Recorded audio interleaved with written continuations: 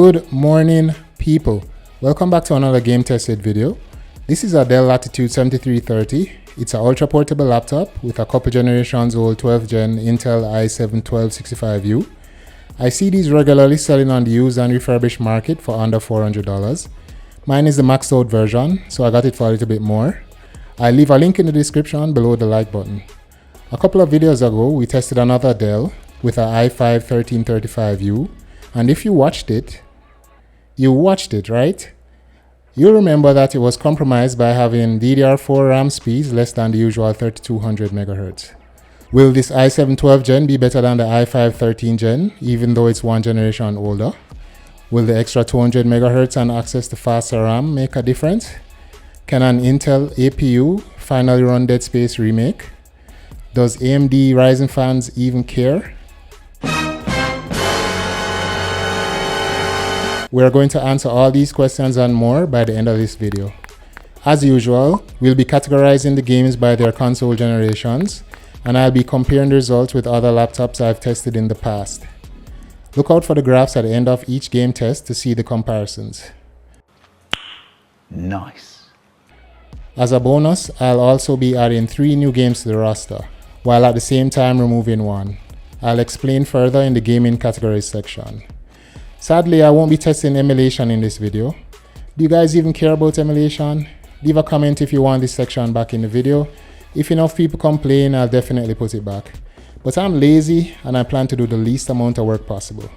With your support, of course. Before we get into the testing, I'd like you to meet my friend the like button. And I hear it wants to play some 3-player Mario Kart with you and the subscribe button. Do me a favor and don't leave them hanging. While you get that done, let me tell you about what's going on inside this laptop.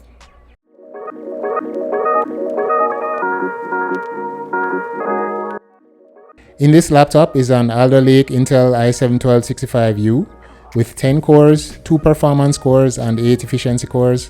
It has a max boost clock of 4.8 GHz, and for graphics, it has Iris Xe that goes up to 1.25 GHz. For memory, it has 32 GB of DDR4 running at 3200 MHz. It's all soldered on board, so get the amount you need when buying one. And to be honest, 32 GB would be overkill for gaming. 16 gigs is the sweet spot. Storage is a 2280 size 1TB NVMe SSD. For communication, it has a soldered Wi-Fi 6E card with built-in Bluetooth 5.2 with a free slot to add another. The battery is 58 watt-hours. It has a 13.3-inch 300-nit touchscreen display that goes up to 60 Hz and has a color gamut of 72% NTSC. Operating system is Windows 11 Pro. You can skip this section if you don't care to know the method behind my madness, but there are reasons why I started to categorize games based on their console generations. It allows me to test games from easiest to run to the hardest to run, so if I test a Ryzen 3 or i3, they probably won't go past PS3 and Xbox 360 era games.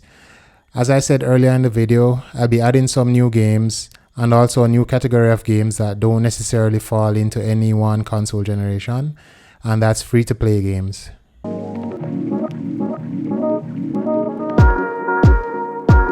I was really surprised when I saw the 3D Mark scores, because it's getting basically the same score as the Ryzen 7 we tested in the last video. But after looking at the numbers properly, I see that the wattage jumps to almost 40 watts in the beginning, but it's unable to maintain it because of its limited thermal capabilities. Thermal spikes to as high as 94 degrees Celsius at that high wattage, but then it stabilizes to its running TDP of between 16 to 20 watts. It's almost a cheat because it's skewing the results to be higher than it should be. Keeping this in mind, I'll only start the test for the other games when the TDP normalizes to its stable 16 to 20 watts. Unfortunately, I can't do this with the benchmarks because of how they load.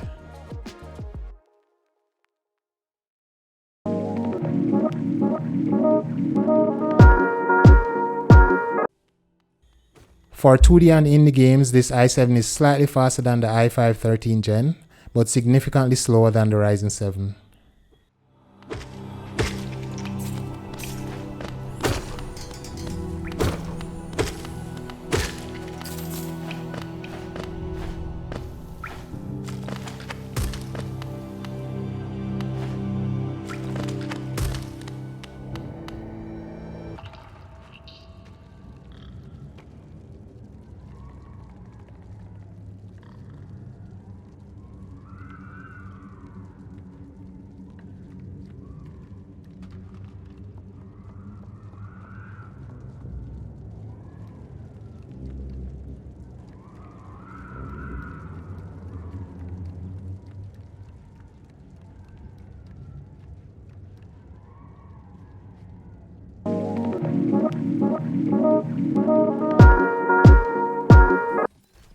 This is our new category, and I selected Overwatch 2 and Nakara Bladepoint to represent. It maintained a respectable over 60 FPS on Overwatch 2, and Nakara was playable with some frame drops here and there, especially in the initial loading of the map.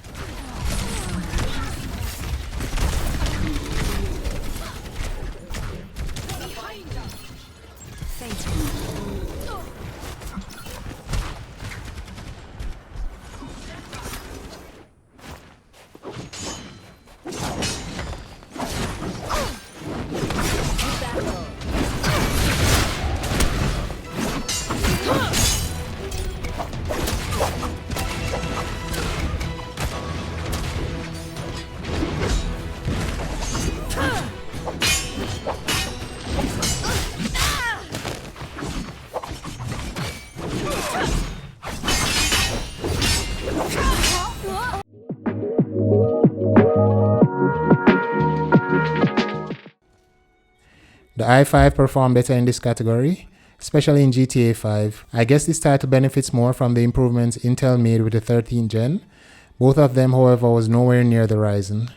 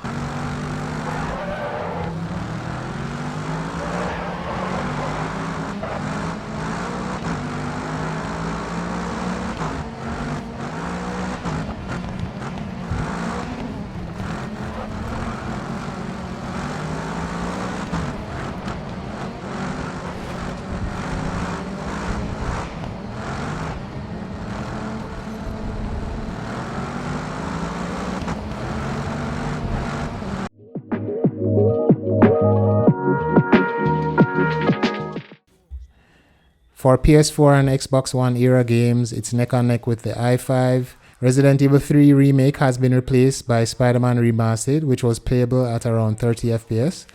However, I did test RE3 in the background, and it went slightly faster than the i5 at 44 FPS, while the i5 was 40 FPS.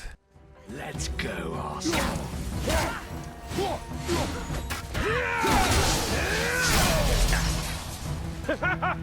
I can't remember the last time.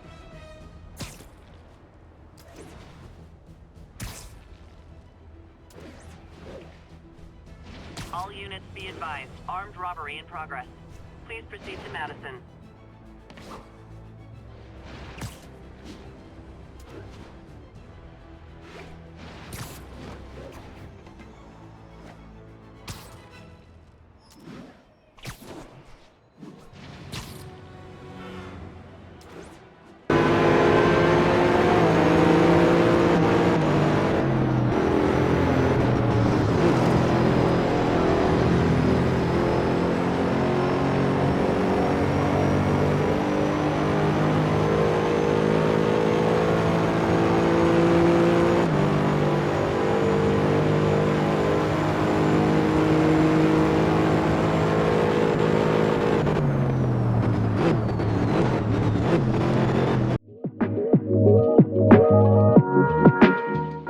Spoiler alert, Dead Space Remake has the same issues with graphical glitches and terrible frame rates, making it unplayable.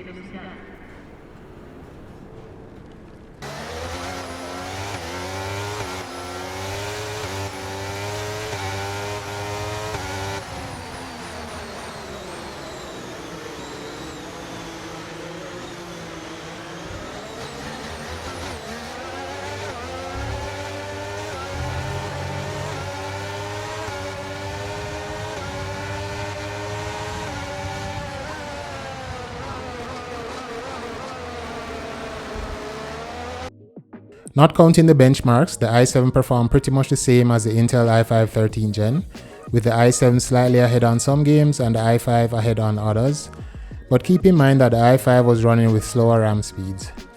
Dead Space Remake still doesn't run properly, and I think it's an Intel driver related problem at this point, or the devs just need to update this game so that it runs on the Intel platform.